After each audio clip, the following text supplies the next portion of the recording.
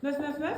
Pourquoi les mariées, elles sont en blanc? Écoute, je t'explique ça de suite. Au Moyen-Âge, on ne se mariait pas en blanc. Les femmes mettaient leur plus belle tenue, quelle que soit la couleur. Ça pouvait être du bleu, symbole de la loyauté, du rouge, symbole de la fécondité, ou de l'or pour la richesse. Si tu aimes l'histoire, n'hésite pas à t'abonner car je sors une vidéo par jour. Mais quelques princesses osent le blanc très tôt. Marie Stuart, en 1559, se marie en blanc avec François II. Mais en France, le blanc est aussi la couleur du deuil des reines. Comme Marie de Médicis, qui a vécu en 1575 et 1642 en porte, ça choque la cour. En gros, celle qui a un peu lancé la mode du blanc pour le deuil, c'est Catherine de Médicis quand elle est devenue veuve d'Henri II en 1559.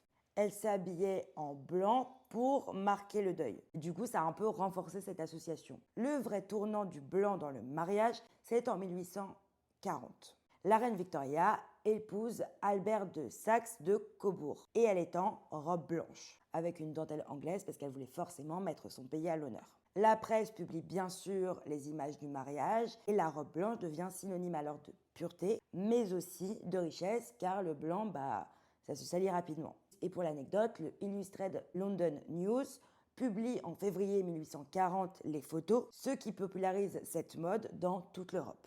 Et bien sûr au XXe siècle, avec la diffusion de la mode de masse, les photos de la presse et l'influence du catholicisme, qui valorise la virginité et la blancheur, la robe blanche devient la norme en Occident. Donc la robe blanche, c'est juste une invention de l'époque victorienne.